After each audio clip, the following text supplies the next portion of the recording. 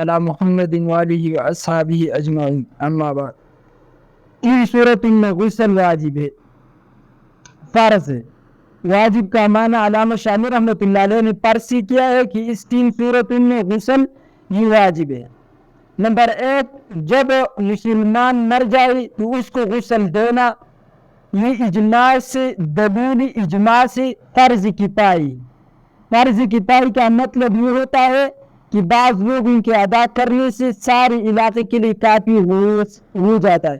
جیسا کہ نماز جنازہ کیا ہے، فرض ہے لیکن فرض کفائی۔ تو اس گاؤں میں 15 لوگوں میں جنازہ ادا کر دیا تو سارے گاؤں کا ذمہ اس سے فارغ ہو گیا، کسی پر گناہ نہیں ہے۔ ایسا فرض کفایہ ہے مردوں کے لیے، جو مر جائے ان کو غسل دینا مسلمانوں پر فرض کفائی ہے۔ گاؤں ہے، بڑا ہے، بہت سے مسلمان ہے، سب پر فرض ہے، لیکن 2-3 لوگوں نے اس میت کو کیا کر دیا، غسل دیا، تو سارے لوگوں کا فریضہ ادا ہو گیا۔ نمبر 2، اگر کوئی کافر جنابت کی حالت میں یا کافر عورت حالت حیض و نفاس میں اسلام قبول کرنا چاہتے ہیں تو اسلام کے قبول کرنے سے پہلے ان کو غسل، ان پر غسل کیا ہے، فرض ہے۔ کیا ہے؟ غسل فرض ہے۔ ایک شخص ہے، حال ایک کافر ہے، اس کا نام کیا ہے، ٹنڈولکر، سچن ٹنڈولکر۔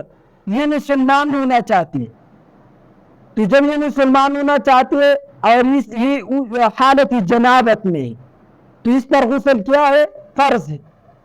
لیکن اس سچن ٹنڈولکر نے صبح غسل کیا ہے اور مسلمان ہونا چاہتے، تو اب اسلام کے لیے نیا غسل کرنا فرض ہے یا نہیں ہے؟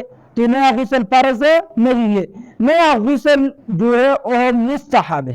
سمجھ گیا؟ جو ہم غسل کی مستحبات میں بیان کریں گے۔ نمبر 3، اگر کوئی شخص عمر سے نہیں، دیکھو بلاغت کتنی وجوہات سے آتے ہیں، 2،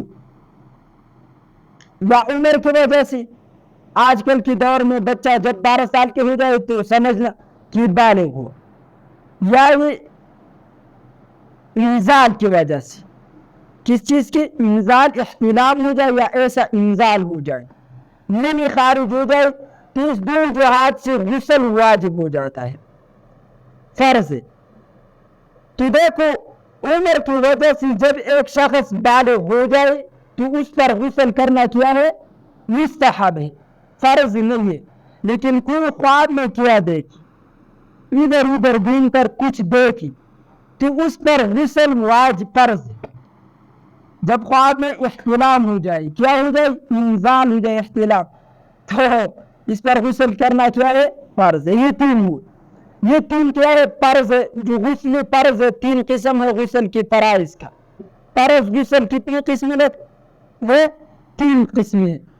اب دیکھو 2 مسائل ہے، ایک شخص مر گیا کفر کی حالت میں اور اس کا ولی جو ہے، مثال کے طور پر آپ کا نام احمد ہے، آپ کا باپ جو ہے وہ کافر ہے اور آپ مسلمان ہیں، تمہارا باپ مر گیا تو کافر مر گیا، کیا آپ ان کو غسل دیں گے یا نہیں دیں گے؟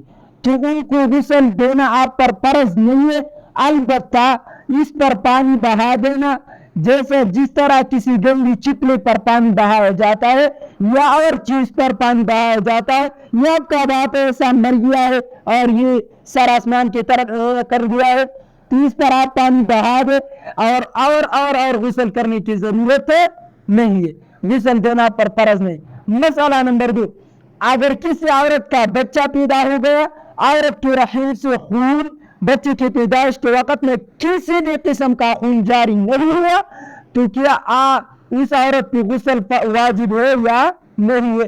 تو امام اعظم ابو حنیفہ رحمۃ اللہ علیہ کہتے ہیں اس کی غسل واجب ہے، اور اس پر ہمارا فتویٰ بھی ہے، یہ قول اصح بھی ہے اور یہ قول ظاہر روایت بھی ہے، اسی قول پر فتویٰ بھی ہے۔ امام ابو یوسف امام محمد کے نزدیک اس صورت میں غسل واجب نہیں ہے، مگر قول امام ابو حنیفہ کا بہتر ہے۔ کسی عورت کا بچہ پیدا ہو گیا اور عورت کے رحم سے کسی بھی قسم کا خون جاری نہیں ہوا، اس پر غسل کرنا واجب ہے۔ وصلی اللہ علی خیر خلقہ۔